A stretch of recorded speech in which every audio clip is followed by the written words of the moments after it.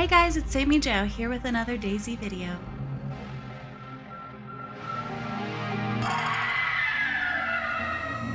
Most survivors in Daisy waste their time looting and shooting and overall wreaking havoc on me and killing me all of the time. But today I had a much bigger goal, or rather, our character did. In a world full of zombies, murder, and questionable life choices, a world that I wanted to rule one day, I decided I needed to become self-sustaining at some point, anyhow. You see, after so much murder and guts and gore, a girl just wants a salad, you know? Some fresh, sweet veggies, not scavenged from the ground outside a cemetery or something. So, we began to settle in, we began to scavenge, and we started a garden. Unfortunately, Daisy had other plans. This is my unnamed character. Still waiting to see if anyone has any good name suggestions, but at this point I'm leaning towards Audrey. But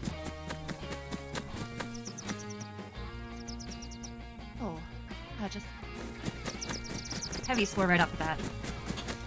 well, her dream isn't just survival. She wants to become one of the most powerful girlies in the apocalypse. To collect 2 water bottles. So, And not through violence, not through military gear, not even through common sense, which she does have for sure. we can stock up on some goodies and we can survive. We don't want to die. We want to live. But instead, she will thrive because of persistence, time, an infinite amount of reincarnations, my expertise, and undoubtedly a long list of regrettable decisions. This episode, of course, starts with one of those decisions.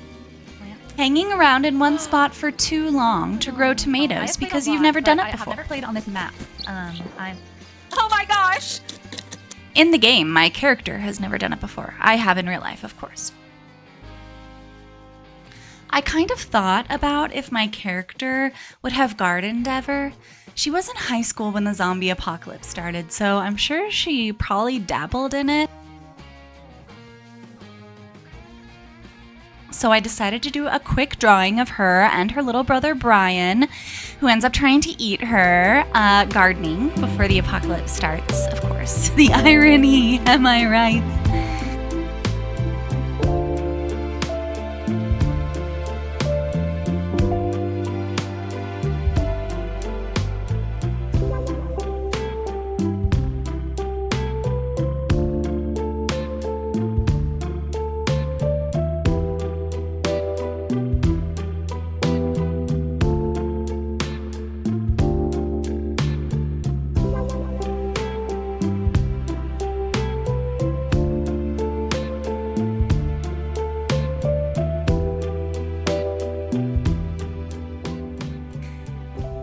You know how earlier I said that looting was a waste of time? Well, in Daisy, every adventure starts the same way.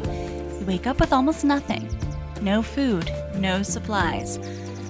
A glow stick. No dignity, just some homemade underwear? Like, what is the backstory here?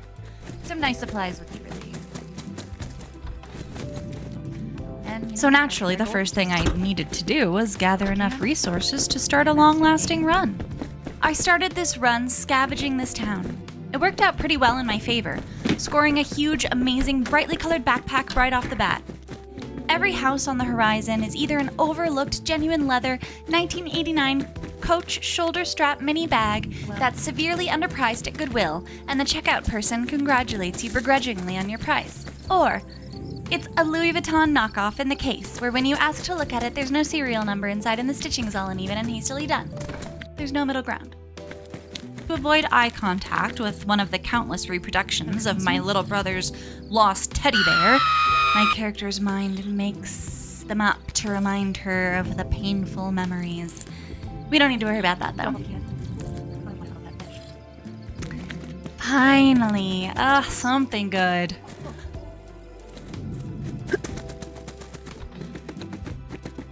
Water. That always. Yep. You'll find a way. The universe rewards those who work on themselves and don't blame others for their problems.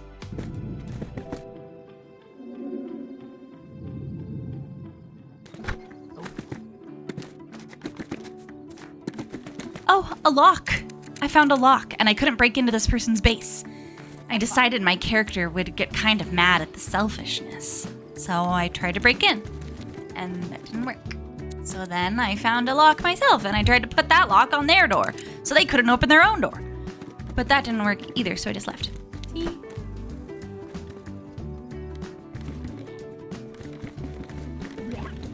Yep, I hung around this town for quite some time to take advantage of the well. You never know your next access to fresh wawas.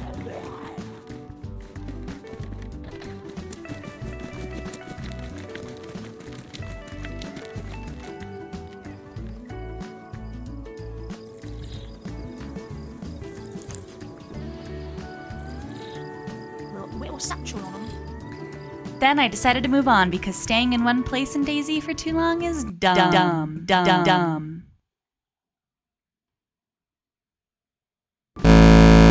On my way, I saw a water tower in the distance, so naturally I headed straight for it to avoid other players. I need in shorts. The silly hoochie mama idea of that. There are zombies in here, but we are gonna risk it for the biscuit. I am not too worried. There, I saw someone's giant base and was inspired all over again to build my kingdom.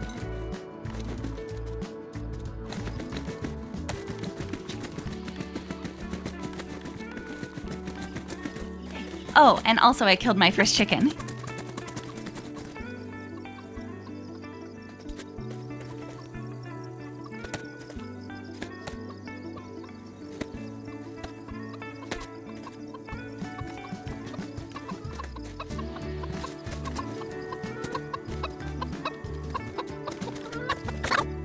Yay!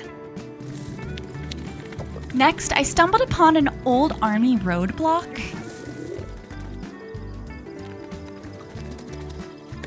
It always has the best loot. I hung out here for quite some time collecting some good goodies. All the while dreaming of a place I could call my own. A place I could start to build something.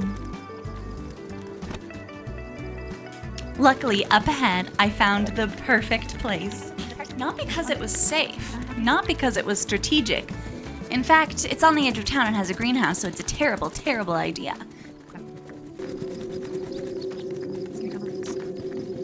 But because I found tomatoes and a garden and could finally build something.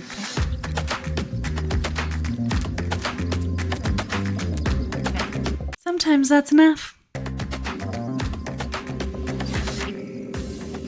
I mean, in real life, I need a little bit more, but to our character, a luxury like a hot shower is the equivalent to a 2-hour massage, 30-minute sauna on either side, and a dip in the pool and a mojito at the end. This is the most hopeful I've been since starting this character. No rotting corpses chasing me, no players hunting me, just me and my tomatoes. And the constant possibility that someone will come across this town and see my garden and know a player is nearby waiting to harvest. It's a very small place.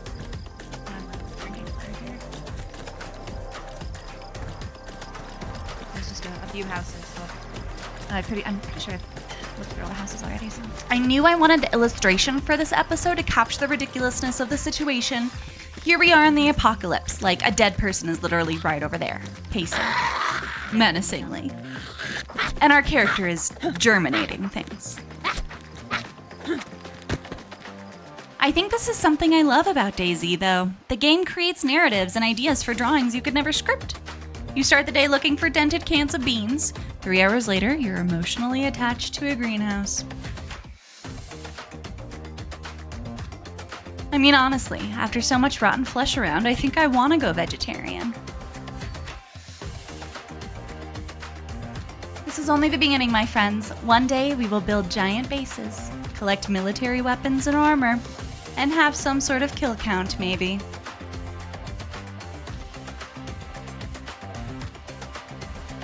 Honestly, I could run around here just surviving and looting and wasting time.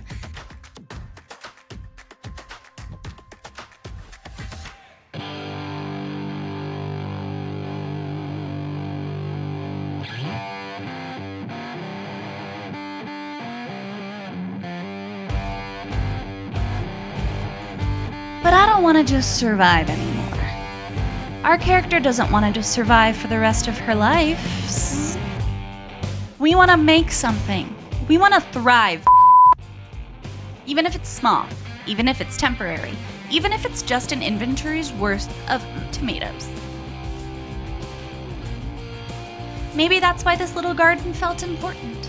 For a moment, it made our character feel not just normal, but hopeful.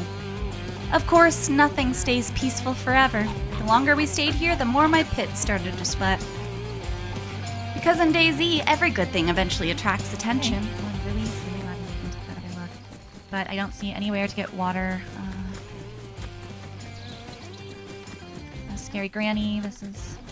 I made another loop around town and started to imagine what it would be like to grow an entire garden's worth of tomatoes in DayZ.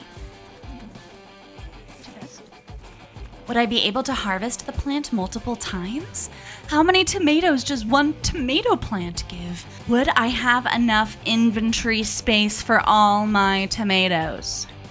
In real life, would I have enough tomatoes to make a giant tomato throne and sit on it while I eat the raw, delicious fruit? Keeping a distance from the garden, but close enough to remember where it was. Listening for movement, watching the tree line, wondering if someone had noticed my gleaming little nightshade oasis. At first, I thought it was just a creaky old house noise again. Or something, but I listened. Oh my gosh! And I heard it again. There's someone nearby, that's not good! Because I have tomatoes growing here. A gunshot.